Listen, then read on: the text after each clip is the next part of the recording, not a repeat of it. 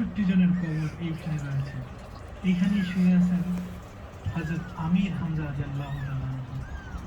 আর এইখানে আইসা আরেকটা জিনিস লক্ষ্য করলাম, মানে এই যে কিউআর কোডের সাইনবোর্ডটা, এখানে প্রায় ১৬টা ভাষায় আপনার জন্য সৌদি আরবের যেই এই ঐতিহাসিক যত ইনফরমেশন আছে সব ইনফরমেশন আপনাকে ওই ভাষায় দেবে। যেমন আমাদের বাংলা ভাষার জন্য এখানে শুধু বাংলা ভাষাও দেওয়া লাগছে।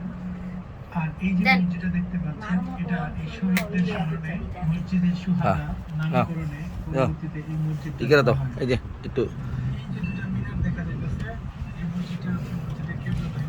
দাও, সুন্দর করে রাইজ করে দাও, পরিষ্কার করে দাও, আদর করে দাও বোনেরে। ছিল জেরুজালেমের দিকে, কিন্তু রাসূল সাল্লাল্লাহু আলাইহি সাল্লামের মনে মনে বাসনা ছিল যে কাবা ঘরের দিকে ফিরে নামাজ পড়ার। তো আল্লাহ রাব্বুল আলামিন এমন এক সময় আরে এমনি গলার টিপা ধরে আদর করিস না, মরে যাবো কা কলম আছে সুন্দর করে রাখো। তারপর থেকে এই মসজিদের নামকরণ করা হয় মসজিদে কিবলাতাইন। আই বড় মক্কা, মদিনা, জেরুজালেমের পরে আপনি কি জানেন